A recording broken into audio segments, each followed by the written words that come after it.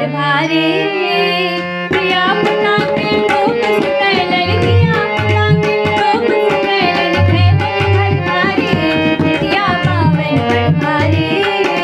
पिया पुता के रूप सुतैलन, पिया पुता के रूप सुतैलन, खैलन घर भारी, जितिया पावन बड़ भारी।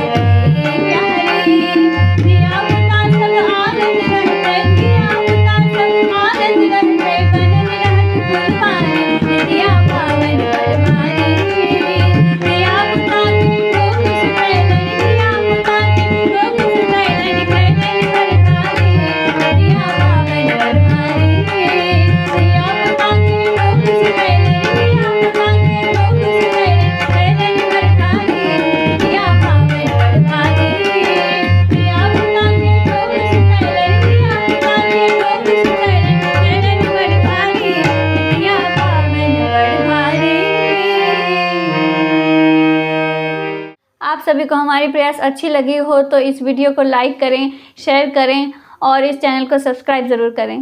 धन्यवाद।